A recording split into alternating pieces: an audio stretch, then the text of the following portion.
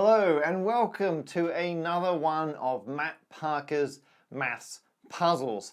I'm Matt Parker and the maths puzzle involves what's commonly called peg solitaire. You may see this often with marbles that are in little concave bits on a wooden board or something. And the rules are, if you've got a bunch of them laid out, you can jump one over another one and remove it from the board in kind of like checkers rules, I guess. So if you got this one here, I could jump it over that. Whoops. If I had this one here, I can jump it over that one, and then I remove the one that was jumped.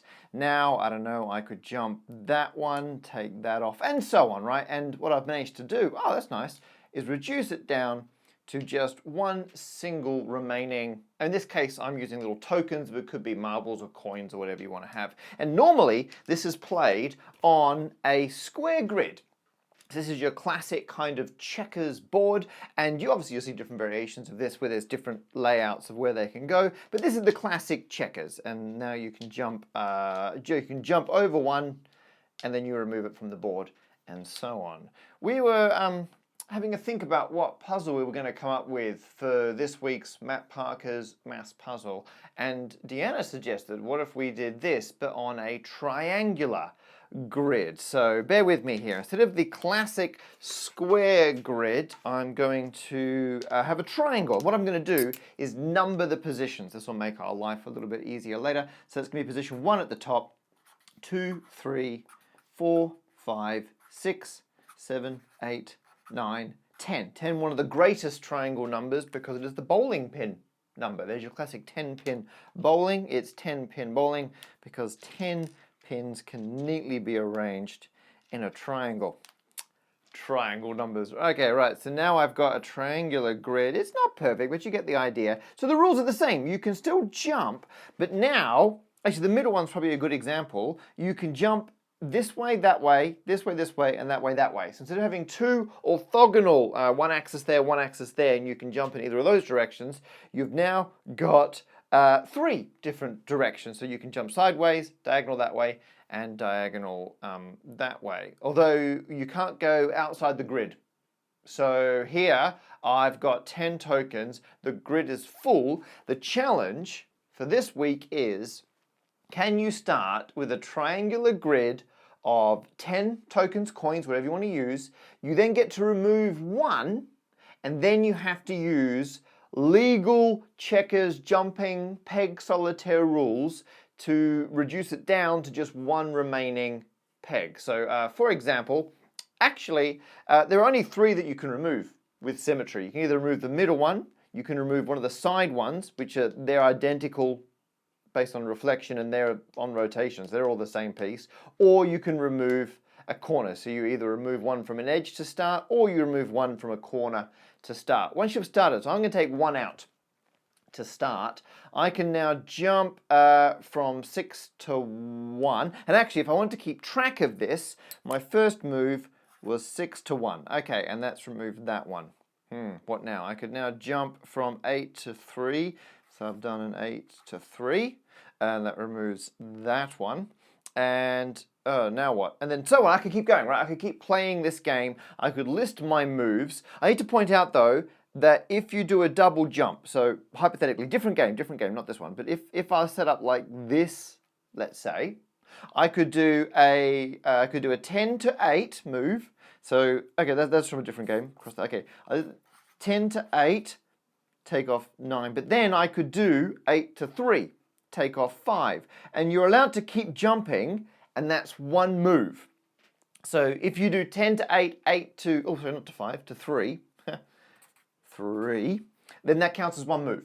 And then in theory, I can't keep jumping from there, but my next move could be 1 to 6, and that takes off 5, and then I've done a 1 to 6, and so on. So our challenge is, can you start with the 10 tokens in a triangle and find the minimum, what is the fewest number of moves, if multi-jumps count as one move, that you can clear the board, and eventually you want to be left with just a single token, which obviously I haven't done here. I've cheated, I've just taken them off, but you end up with one token left and the game is done. Because this is the submittable part of this week's puzzle, you can go onto our website, and Oliver has coded a fantastic interactive way to submit. So it's actually got the game there. You initially choose the one you want to remove to start, and then it will actually track your moves.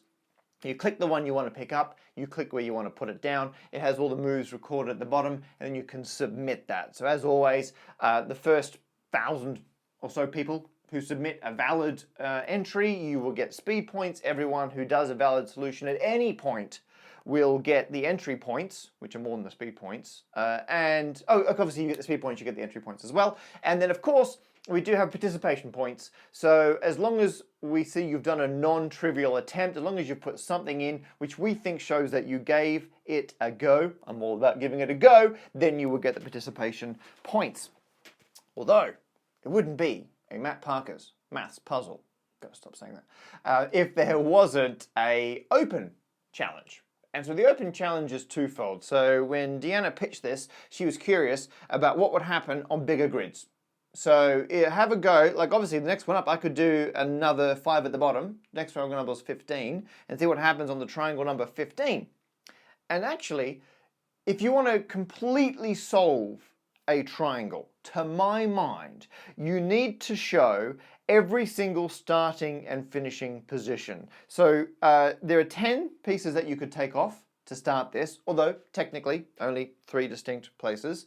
And then you've got all the possible landing places. So the hypothetical cheating game I just did was a 1, 2, 6 game. I took off 1 to start, and I've ended up with my last token on 6. Is it possible to do a 1 to 6 game? What's the fewest moves you could do a 1 to 6 game, if it is possible? And I don't know what sized triangle there's been an exhaustive search on to find every single possible game, if it's plausible or not, and what's the fewest number of moves. So there is some stuff online, so if you want to dig around and have a look, go for it. If you want to try and work it out yourself, go for it. If you find anything interesting, either you discover it or you find it or you come across it online, send it in to matt+puzzles@standupmaths.com. I cannot overemphasize how important it is to use that specific email address. That way it gets flagged up as an entry. Everyone involved in Matt Parker's, I'm not saying the whole thing, the whole puzzle thing we're doing, will see it and we can process it properly. If you send it into any other email address associated with me, I cannot guarantee we will see it. So send it into that. And finally, there's a thing called Conway's Soldiers. John Conway very sadly passed away a couple of weeks ago, and he came up with an idea where you half fill a standard checkers board with tokens, and you can't replenish them, and then you see how far above a line you can get. It's called Conway Soldiers. There's a fantastic number file video on it. I will link to it below. You can check it out. We're curious.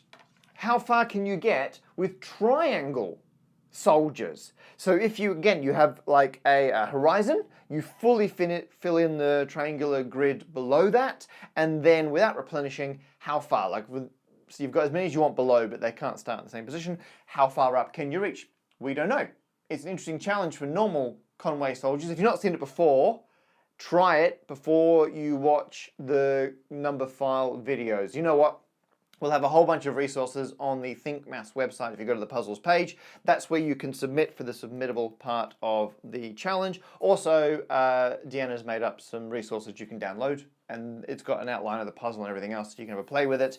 And once we get all the solutions in, Oliver will update the leaderboard Friday next week. And so you've got until the end of Tuesday, so you've got exactly a week. You got just under a week.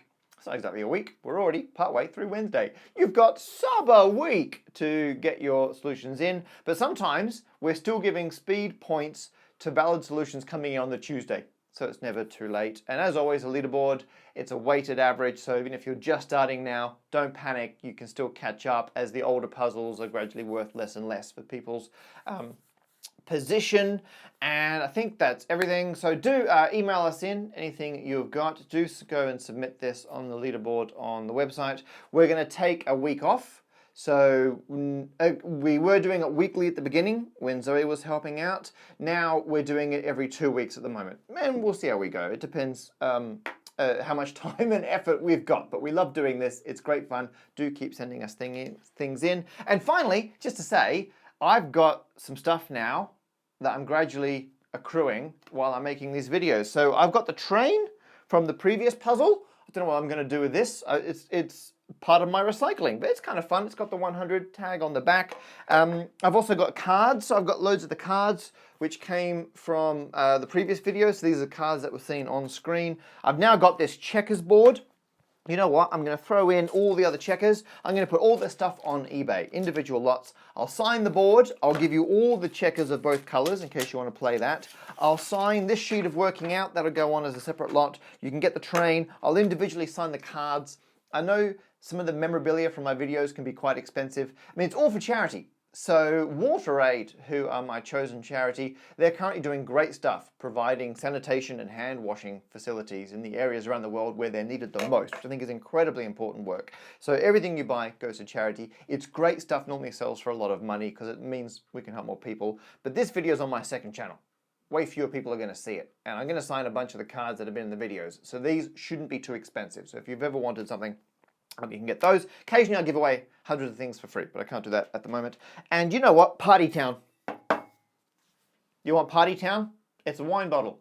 I've stuck a label to. If you buy it, you can decide, do you want to peel off Party Town to see what wine I was drinking, or do you want to keep it in its mint condition? So I'm going to chuck all of this on eBay. 100% of the money goes to charity, so do go check that out and keep doing the puzzles. Thank you so much. Links below.